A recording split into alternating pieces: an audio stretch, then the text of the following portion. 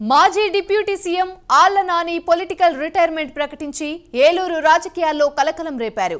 ఉమ్మడి పశ్చిమ గోదావరి జిల్లాలో సుదీర్ఘ కాలం పాటు తన మార్కు రాజకీయాన్ని నడిపించిన మాజీ ఉప ముఖ్యమంత్రి రాజకీయాలకు గుడ్ బై చెప్తూ నిర్ణయం తీసుకోవడంతో ఆయన సన్నిహితులు షాక్ తిన్నారు.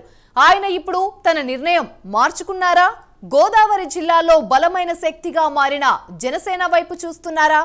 వివాదరహితుడైన కాపు నేత ఆళ్ల నానితో జన సైనికులే టచ్ లోకి వెళ్తున్నారా? చిరంజీవి ప్రజారాజ్యం స్థాపించిన సమయంలో పార్టీ మారని ఆళ్ల నాని ఇప్పుడు జనసేన బాట పడతారా?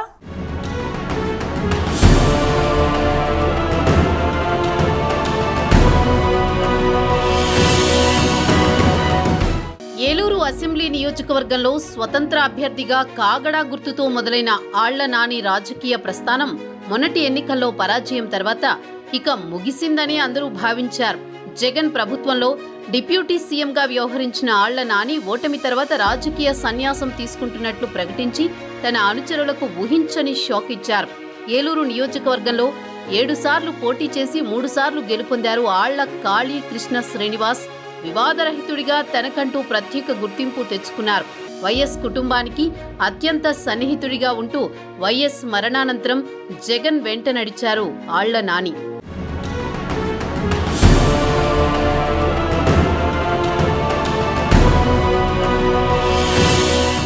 గోదావరి జిల్లాలలో బలమైన కాపు సామాజిక వర్గం నుండి వచ్చిన నేత అయినప్పటికీ ఆళ్ల నాని ఏ రోజు కుల సంఘం నేతగా ముద్ర వేయించుకోలేదు. అలాని కాపు కులం కార్డు కూడా రాజకీయాల్లో వాడకుండా తనదైన స్టైల్లో ఏలూరులో పట్టు పెంచుకున్నారు.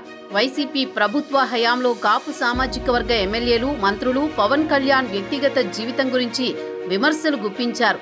అయితే వైసీపీ పెద్దలు ఆదేశించినా ఆళ్ల నాని మాత్రం వాటిని ఖాతరు చేయకుండా హుందాగానే వ్యవహరించారు. తక్కువ మాట్లాడడం, అనవసరమైన విషయాలపై స్పందించకపోవడం ఆళ్ల నాని నైజమని ఆయన సన్నిహితులు చెప్తూ ఉంటారు. 2024 ఎన్నికల్లో ఘోర ఓటమి తర్వాత ఆళ్ల నాని ప్రత్యక్ష రాజకీయాలకు దూరంగా ఉంటానని ప్రకటించి ఎలాంటి రాజకీయ కార్యక్రమాల్లోనూ పాల్గొనలేదు.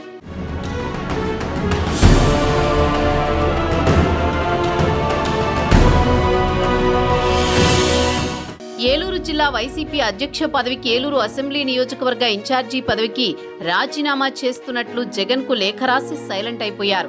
ఆయన రాజీనామాతో ఉమ్మడి పశ్చిమ గోదావరి జిల్లాలో వైసీపీకి దెబ్బ గట్టిగానే తగిలింది. Alla Nani by by YCP అనడంతో జిల్లాలో వైసీపీ అనాథలా తయారైంది.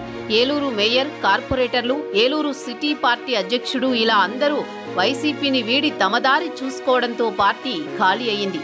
రాజకీయాలకు గుడ్ బై చెప్పిన ఆళ్ల నాని పేరు ఇప్పుడు జనసేన చేరికల లిస్టులో ఫోకస్ అవుతుండడం అందరినీ ఆశ్చర్యానికి గురిచేస్తోంది.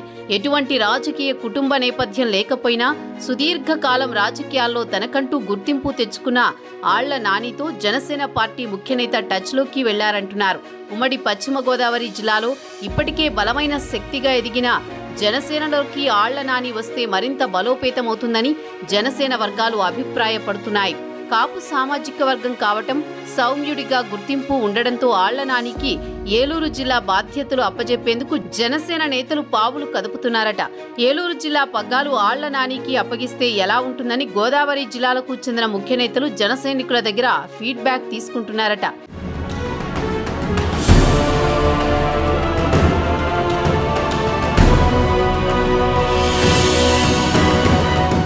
ఇప్పటికీ ఉమ్మడి పశ్చిమ గోదావరి జిల్లాలో వైసీపీకి రాజీనామా చేసిన నేతలు అందరూ టీడీపీలో చేరిపోయారు. జన సైనికులు సైతం తమ గ్లాస్ ఫుల్ చేసుకునేందుకు పావులు కదుపుతున్నారట. సీనియర్ పొలిటీషియన్ ఆళ్ల నాని జనసేనలో చేరితే మరికొంతమంది వైసీపీ నేతలు జనసేన వైపు చూస్తారని జన సైనికులు భావిస్తున్నారు. ఒకవేళ ఆళ్ల నాని జనసేన పార్టీలో చేరితే ఆయనకి ఏ పదవి ఇవ్వాల్సి ఉంటుంది అనే దానిపై తర్జన భర్జన పడుతున్నారట జనసేన నేతలు. పదవుల కోసం కాదు, 2019లో 2 చోట్ల ఓడిపోయిన పవన్ కళ్యాణ్ పార్టీని నిలబెట్టిన తీరు, ఆయన పట్టుదల తనకెంతో నచ్చిందని, దసరాలోపు తన నిర్ణయం చెప్తానని ఆళ్ల నాని జనసేన ముఖ్య నేతలతో చెప్పినట్లు తెలిసింది.